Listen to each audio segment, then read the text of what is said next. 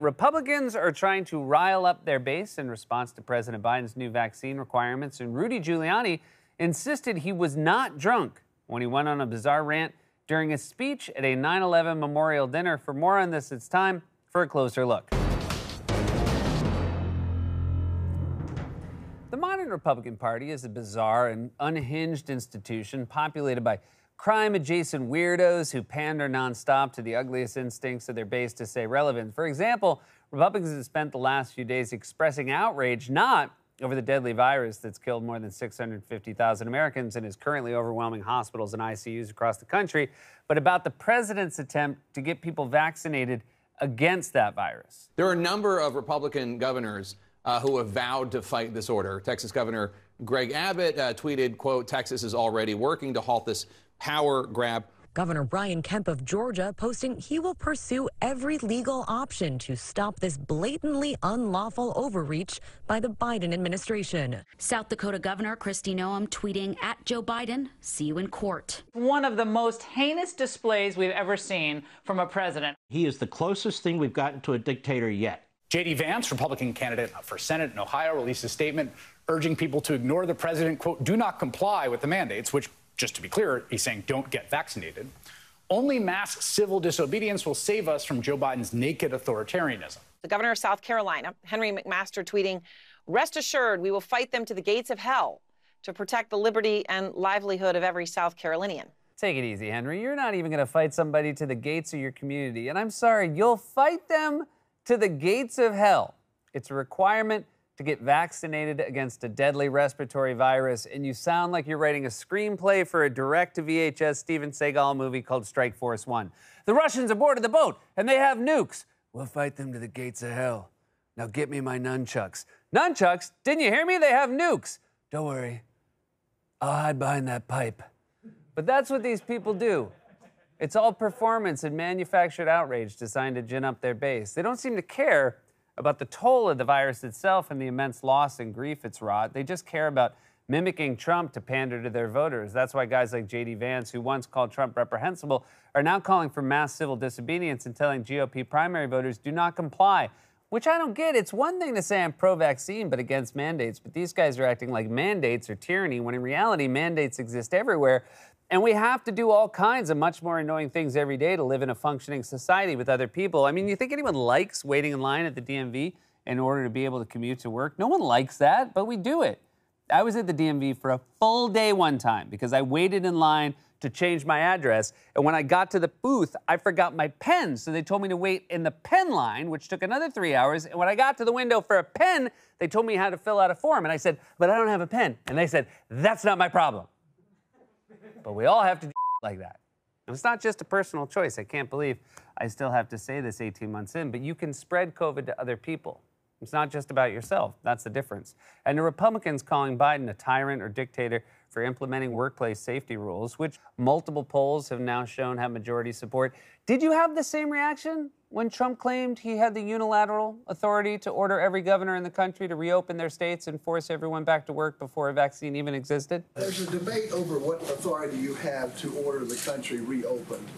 What authority do you have? Well, I have the ultimate authority. The President of the United States has the authority to do what the President has the authority to do, which is very powerful. When somebody's the President of the United States, the authority is total.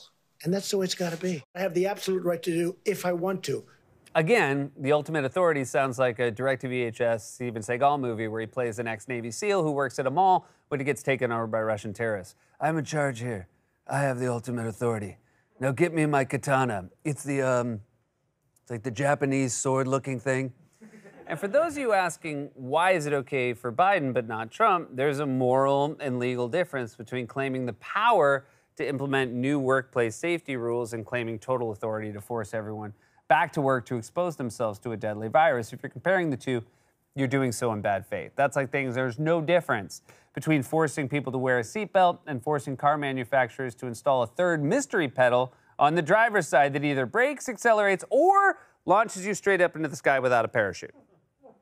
And as for Biden, he's not backing down, even in the face of GOP hysterics, as he made clear over the weekend.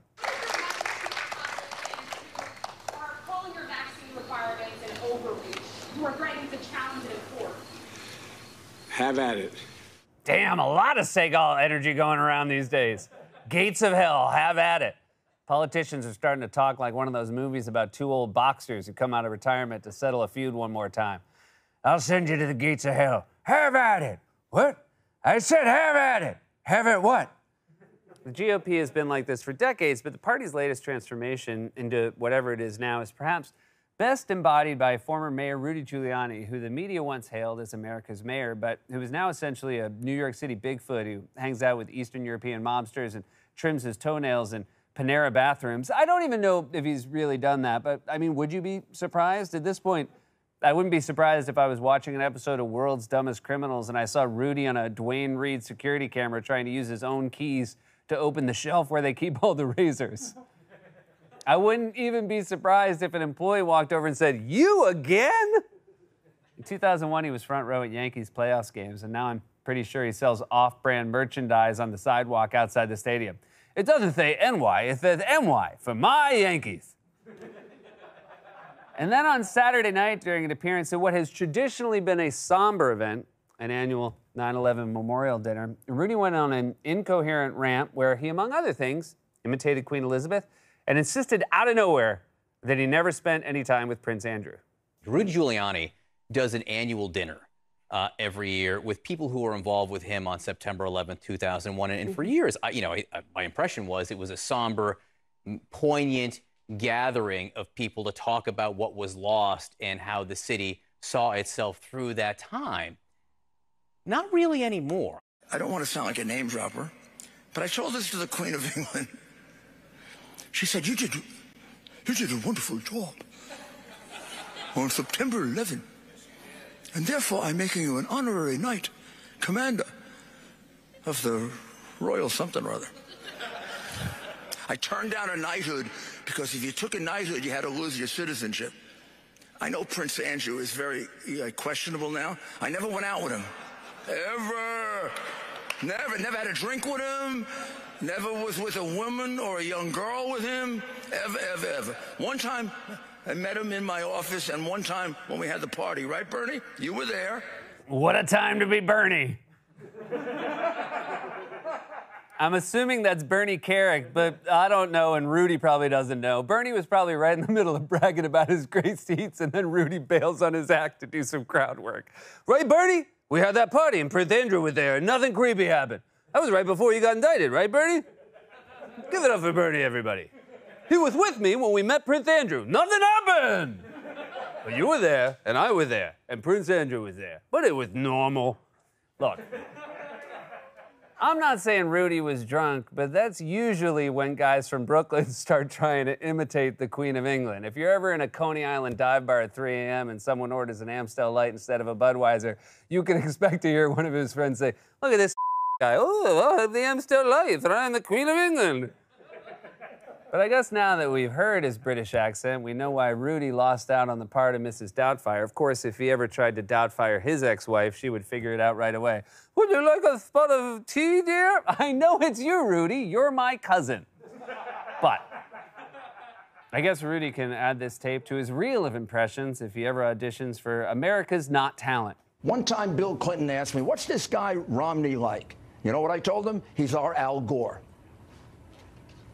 All right, Rudy, Biden's going to take Biden. By the way, Biden's been off the... Mueller saying, obstruction of justice. You cut everything out. Obstruction of justice, which the guy will say obstruction of justice. Obstruction of justice. Did you decide it? No. Well, I'm definitely not going to Rudy's one-man show. I'm just kidding. I definitely am.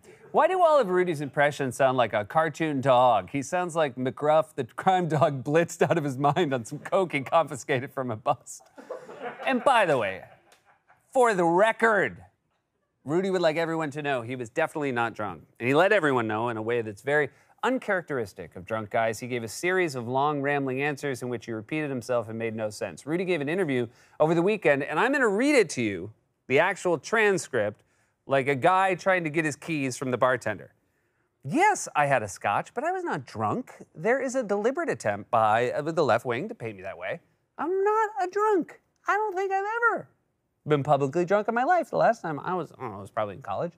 I like to drink scotch and have cigars. That's where it probably comes from. I drink moderate amounts of scotch. I mostly drink scotch because I like to have it with cigars. I didn't have a cigar last night. And this is a caricature that the left is trying to put on me. I can't remember the last time that I was drunk.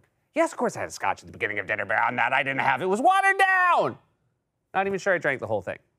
It hurts my reputation for someone to say I'm drunk. I'm not sure I agree, though. It's probably better if you were drunk. At least your behavior would make sense. If someone told you, hey, so last night Dave gets up at karaoke, and instead of singing, he just listed everything he hated about each of us while Duran Duran played in the background. Then he stormed out with his pants down, and then later, when we left, he was asleep in a bush. Craziest thing was, didn't have a drink, just like that. If you heard that, you'd say, well, I think it's probably the end of our time hanging out with Dave. But sure, that's what's hurting your reputation, not the fact that you helped incite a riot at the Capitol, lied about the election, had your law license suspended, forgot to swing your balls forward before you sat down for an interview, accidentally gave a press conference outside a landscaping company, had hair dye leaking out of the side of your head like the juice leaking from a Hefty bag, and got caught shaving at a table in an airport. Can you imagine being his waiter? What can I get for you, sir? I'll have some tap water and a can of Barbithol. So Rudy insists he wasn't drunk, but he does like to engage in doing English accents. Giuliani said the idea that he was mocking the Queen is an interpretation that's totally unfair. I used an English accent, and I have never mocked it. I just like to use an English. I imitate Churchill sometimes. The only thing you have in common with Churchill is a stiff upper lip, and that's just early onset rigor mortis. So Rudy thinks he's just like Churchill. Of course, if you told Rudy to wear a Homburg hat, he'd probably show up with a Big Mac on his head. This is the modern GOP, rambling, incoherent, and far more outraged about attempts to stop a deadly virus from spreading than the toll that the deadly virus has taken. And that's because Trumpism is still the core of the modern GOP. Trump led one of the most disastrous presidencies in history, and all Republicans have to say about him is, "You did a wonderful job." This has been a closer look. God's Love We Deliver cooks and brings over 2 million meals a year to men, women, and children living with HIV/AIDS, cancer, and other serious illnesses, and they need your help now more than ever. If you're watching this online, you can hit the donate button, stay safe, get vaccinated. We love you.